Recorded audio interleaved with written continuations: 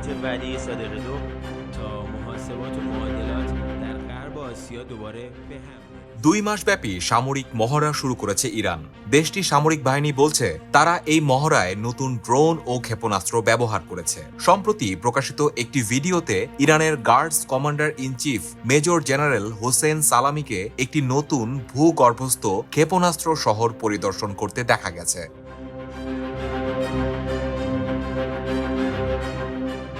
به روز است همه اجزاء قدرت ما اما موشک‌ها واقعاً هر روز রাষ্ট্রীয় টিভিতে প্রচারিত এক বক্তব্যে সালামি সতর্ক করেন ইরানের শত্রুদের মধ্যে আনন্দের অনুভূতি দেখা দিলেও তা মিথ্যা। তিনি বলেন ইরান এবং সুনির্দিষ্ট করে বলতে গেলে দেশটির ক্ষেপণাস্ত্র সক্ষমতা অন্য যে কোনো সময়ের চেয়ে বেশি শক্তিশালী অবস্থানে রয়েছে।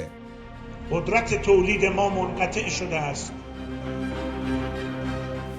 তৎকালীন আমেরিকান প্রেসিডেন্ট বারাক ওবামা 2015 সালে ইরানের সঙ্গে একটি চুক্তি সম্পন্ন করেন, যার আওতায় যুক্তরাষ্ট্র ও জাতিসংঘের আরোপ করা অর্থনৈতিক বিধিনিষেধ শিথিলের বিনিময়ে ইরান ইউরেনিয়াম পরিশোধন কার্যক্রম সীমিত করতে সম্মত হয়। এই প্রক্রিয়ায় পরমাণু অস্ত্র তৈরির উপকরণ তৈরি করা সম্ভব। তবে 2018 সালে ট্রাম্প এই চুক্তি থেকে সরে আসেন।